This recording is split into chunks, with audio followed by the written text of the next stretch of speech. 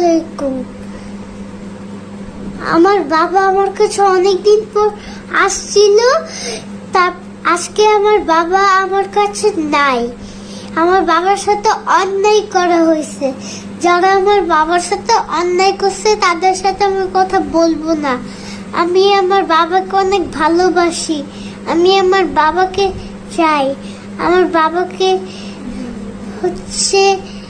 ফিরিয়ে দাও।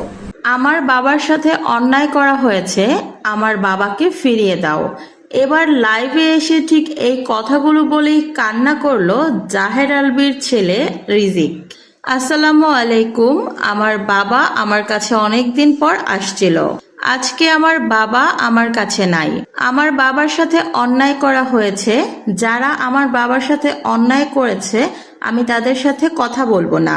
আমি আমার বাবাকে অনেক ভালোবাসি। আমি আমার বাবাকে চাই। আমার বাবাকে তোমরা ফিরিয়ে দাও।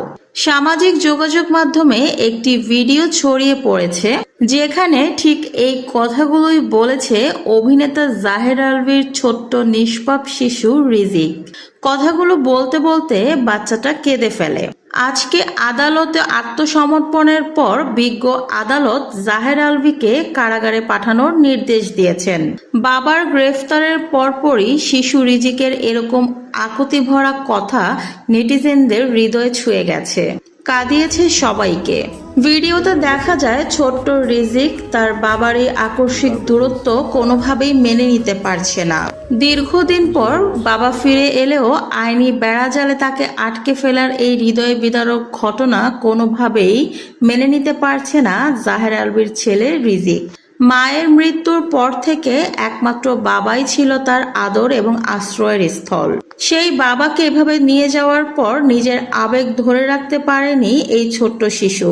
রিজিক দৃঢ় কণ্ঠে বলেছে তার বাবার সাথে অন্যায় হয়েছে, সে শুধু তার বাবাকে ফেরত চায়।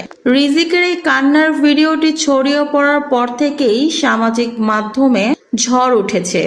একজন আসামির বিচার আইন অনুযায়ী হবে, সেটা মেনে নিয়েও এই ছোট্ট শিশুটির কথা গভীরভাবে বিবেচনা করে দুঃখ প্রকাশ করছেন। বাবার প্রতি রিজিকের এই ভালোবাসা দেখে অনেকেই আবেগে আপ্লুপ্ত হয়ে পড়েছেন। তো ভিউয়ার্স, আলভীর ছেলে রিজিকের এই ভিডিওটি দেখে আপনাদের মন্তব্য কি, কমেন্ট করে জানান।